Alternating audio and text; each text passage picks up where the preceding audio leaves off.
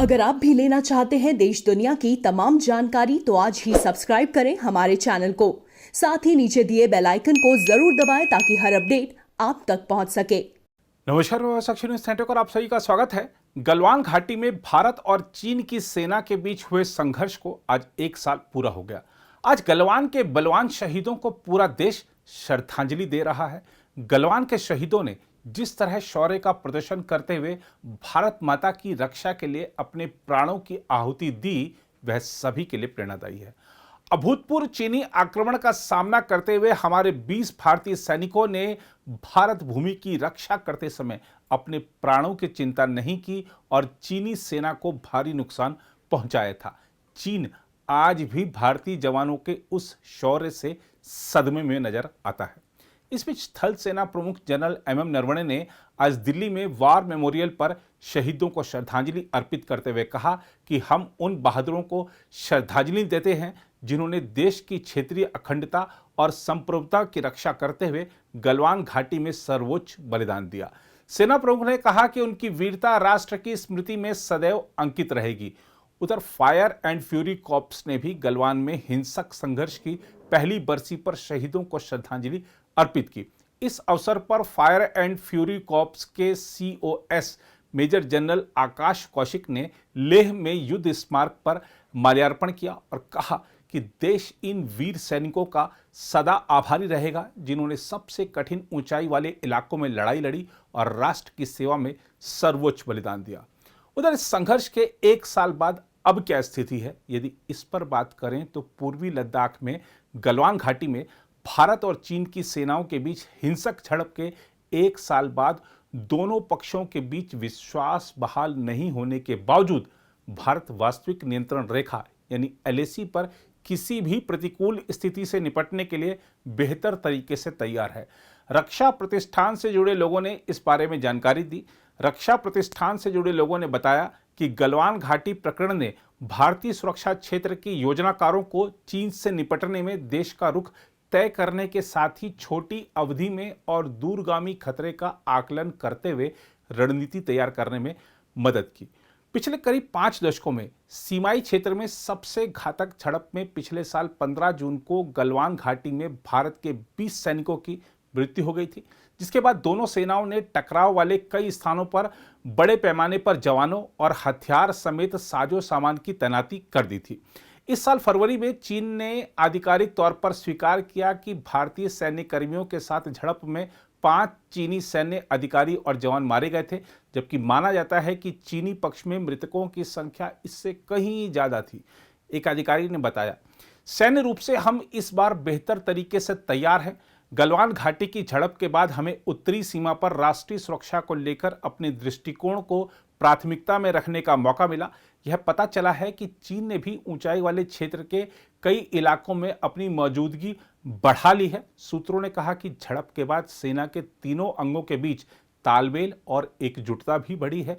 उन्होंने एलएसी पर समग्र चुनौतियों से निपटने के लिए भारतीय थल सेना और भारतीय वायुसेना के एकीकृत रुख का भी हवाला दिया। एक अधिकारी ने कहा, इस झड़प के बाद थल सेना और वायुसेना के बीच तालमेल और बेहतर हो गया है। सूत्रों ने कहा कि दोनों देशों के बीच अब भी विश्वास पूरी तरह बहाल नहीं हो पाया है और भारत पूर्वी लद्दाख और अन्य क्षेत्रों में एलएसी के पास किसी भी स्थिति से निपटने को तैयार है।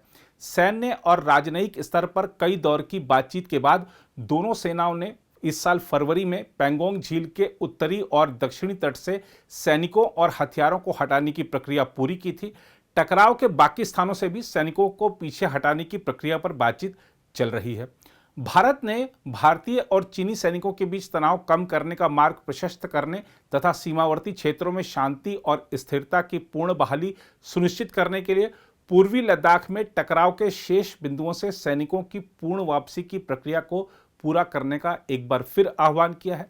इस बारे में पिछले सप्ताह विदेश मंत्रालय के प्रवक्ता अरिंदम बागची ने एक संवाददाता सम्मेलन में सैन्य और राजनयिक वार्ता के पिछले चरणों का उल्लेख करते हुए कहा था कि दोनों पक्ष मौजूदा समझौतों और प्रोटोकॉल के अनुरूप लंबित मुद्दों का त्वरित समाधान करने की आवश्यकता पर सहमत हैं। उन्होंने कहा था, हमने बार बार जोर देकर कहा है कि अन्य क्षेत्रों से सैनिकों की पूर्ण वापसी दोनों पक्षों के बलों के बीच तनाव कम करने का मार्ग प्रशस्त करेगी तथा शांति और स्थिरता की पूर्ण बहाली सुनिश्चित करेगी और द्विपक्षीय संबंधों में प्रगति को संभव बनाएगी। अरिंदम बागची सीमा गतिरोध पर दोनों पक्षों के बीच बातचीत के स्तर से जुड़े एक सवाल का जवाब दे रहे थे। दोनों पक्षों के बीच कमांडर स्तर की 11वें दौर की वार्ता गत 9 अप्रैल को हुई थी, जबकि कार्यकारी सलाह एवं समन्वय तंत्र के ढांचे के तहत राजनयिक स्तर की पिछले दौर की वार्ता गत 12 मार्च को हुई थी। अरिंदम बागची ने कहा, इन बैठकों के दौरान दोनों पक्ष मौजूदा समझौतों और प्रोटोकॉल के अनुरूप लंबित मुद्दों का त्वरित समाधान करने की आवश्यकता पर सहमत हुए। हालांकि शेष इलाकों से सैन्य वापसी को लेकर अब तक कोई ठोस प्रगति नहीं दिखी है, क्योंकि चीनी पक्ष के रूप में 11वें दौर की सैन्य वार्ता में कोई बदलाव नहीं दिखा। पिछले महीने थल सेना प्रमुख जनरल एमएम नरवणे ने कहा था कि पूर्वी लद्दाख में टकराव वाले सभी बिंदुओं से पूर्ण सैन्य वापसी तक तनाव में कोई कमी नहीं आ सकती और भारतीय सेना क्षेत्र में प्रत्येक आपात स्थिति के लिए तैयार है। जनरल नरवणे ने यह भी कहा था कि चीन से भारत सख्ती से निपट रहा है ताकि पूर्वी लद्दाख में अपने दावों की गरिमा सुनिश्चित की जा सके। उधर चीन के साथ तनाव का बिजनेस पर कितना असर पड़ा है, यह बात एक सर्वेक्षण से जाहिर हुई है। ऑनलाइन कंपनी लोकल सर्कल्स की एक रिपोर्ट के अनुसार उसके सर्वेक्षण में हिस्सा लेने वाले करीब आधे भारतीय उपभोक्ताओं ने कहा कि उन्होंने चीन के साथ सीमा पर तनाव के चलते पिछले 12 महीनों में चीन में बना कोई भी सामान नहीं खरीदा। सर्वेक्षण 1 से 10 जून के बीच किया गया और इसमें देश के 281 जिलों के 17,800 नागरिकों ने हिस्सा लिया। रिपोर्ट के अनुसार हालांकि जनवरी मई 2021 में चीन से होने वाले वार्षिक आयात में 42% की वृद्धि दर्ज की गई, जिसका कारण चीन से जीवन रक्षक चिकित्सा उपकरण और चिकित्सीय ऑक्सीजन उपकरणों के आयात में हुई वृद्धि है। रिपोर्ट में कहा गया है, असल में मध्यवर्ती वस्तुओं के भारतीय आयातों में चीन की हिस्सेदारी 12% है और पूंजी वस्तुओं में यह 30% है, जबकि उपभोक्ता वस्तुओं में यह 26% है। इसमें कहा गया है कि सर्वेक्षण में शामिल पहले सवाल के जरिए यह समझने की कोशिश की गई कि भारतीय उपभोक्ताओं ने पिछले 12 महीनों में चीन में बने कितने उत्पाद खरीदे। जवाब में 43% लोगों ने कहा कि उन्होंने चीन में बना कोई भी सामान नहीं खरीदा।